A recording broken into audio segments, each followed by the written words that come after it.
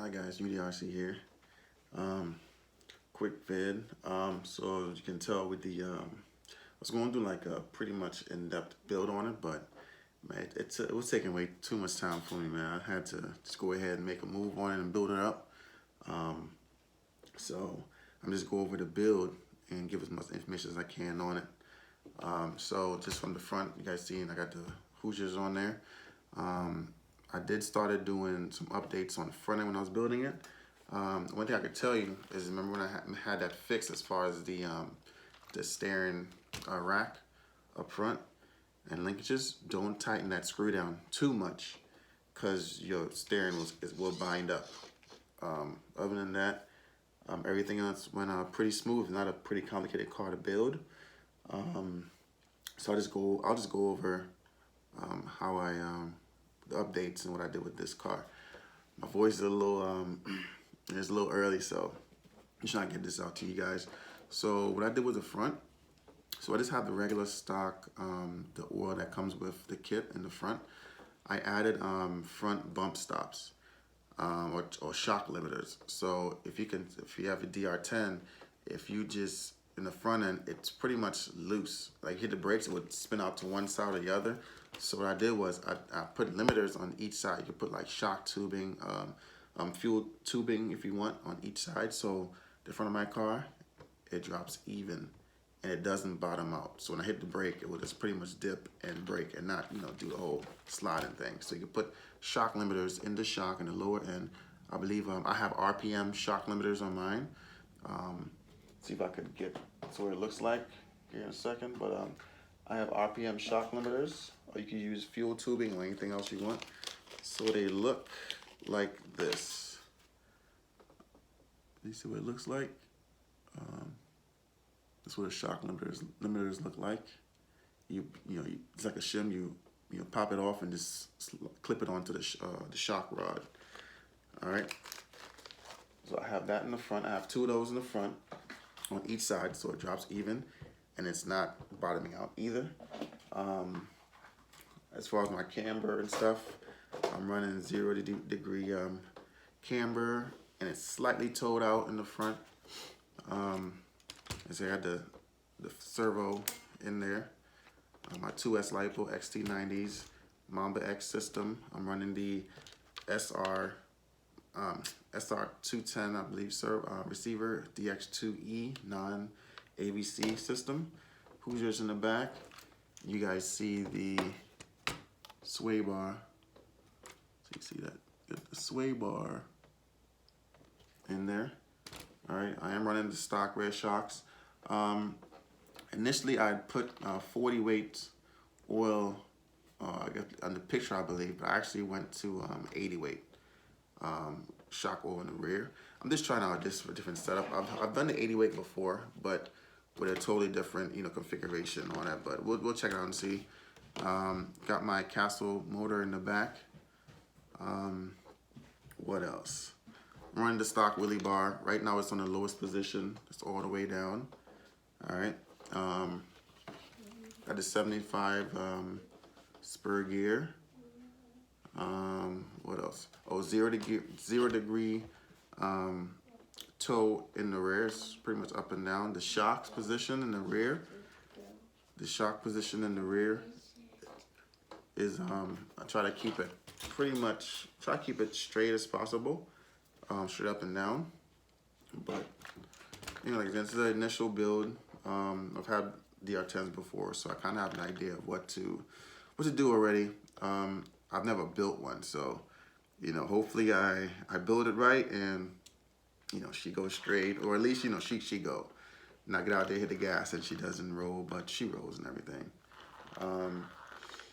Yeah, let me see. Same old DR10. I'm trying to think what else. Yeah, I didn't limit the shock travel in the front. It's all, the stock travel and everything. Neither in the rear, it's all stock. I didn't limit the shocks internally whatsoever. The sway bar, you want to leave it loose, the rear sway bar. You want it to be able to move and do what it needs to do, not, bind it up or lock it up with a set screw. What else? else did I do, guys?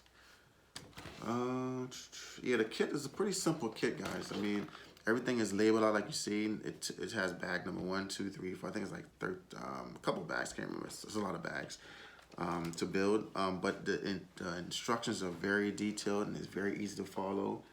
I said the only thing I could tell you is when you're building the front, the steering system, the linkage, don't tighten up the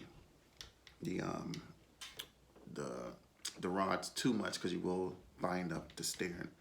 Other than that, it's pretty simple. Oh, also, so for the rear diff, I'm actually using 120K in the rear for the diff fluids. Yep, I think that's about it as far as I could tell. Any questions, just leave me in a comment. Now, real quick, the difference I could see between the kit and RTR. Obviously, you know the sway bar. It comes with a sway bar. The version 2 slipper clutch. That spring on the slipper clutch is pretty. I mean, it's pretty tight. I mean, I use a lot of power to try to tighten that slipper clutch spring down. And obviously, you got to build it and everything. But what I could tell also is the front end parts. Like on the stock one, the front end would be like super loose. I mean, this is pretty tight. I guess they made everything a lot tighter, not so loose. So yeah, it's not so loose in the front or the back. I mean, everything is a lot tight. The kit definitely, I would say, has a better quality to me from dealing with my 2 RTRs. Let me say it looks all the same, but I just feel like maybe they put a little bit more time into building the kit, or you know, the second version. But the kits are usually pretty good anyway. So I mean, I definitely recommend getting a kit if you want to build one. If you're able to, it's a lot of fun because a lot of people, either way, they take out the stock stuff and build their own car. So this is a way to do it. Oh, let's remember also in the transmission, I did do the aluminum, hardened steel Robinson Racing idler gear.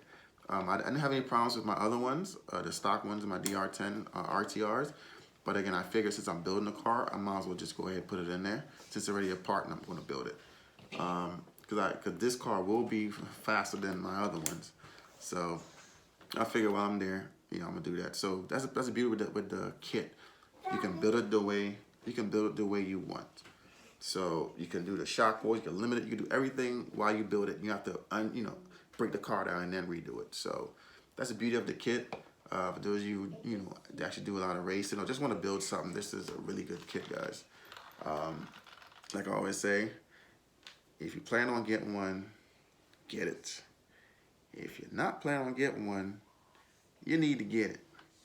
Some always say people, so. But no, it's a really nice kit, guys. So the video got a little long, but just want to give you guys an overview of my DR10 kit that I build. Like I said, I wanted to do a pretty long, in-depth video on the build, but it actually took me about 6 hours to build this car, to build a roller, and then another maybe almost an hour putting the stuff in. I was taking my time, trying to figure out the best place and all that good stuff you do. You take your time and build. Oh, remember another thing. Also, when I did the turnbuckles, I added a little bit of like silicone oil, or you can put any kind of oil on the rod ends. I just used this, like a little dab of this on there. It helps thread, and it wouldn't make your adjustments hard, because on the RTR kit, I remember when I was trying to adjust my suspension, these rod ends would pop out a lot because the rod ends was so tight, it wouldn't turn. It would just pop off, and I had to do it manually and pop it back on. So I really didn't like that. So what I did with my RTR one, I did add a dab of grease on each end, and I rethreaded it, and it was so easy to adjust. So definitely put a little grease on the rod ends before you build your rods. That way it's easier to adjust once it's on the car. Again, any questions, just shoot me a message in the comments, and I could let you know as much information as I got, and in comparison to the kit and the RTR. All right, guys, appreciate you guys for watching, and I'll catch you guys in the next one.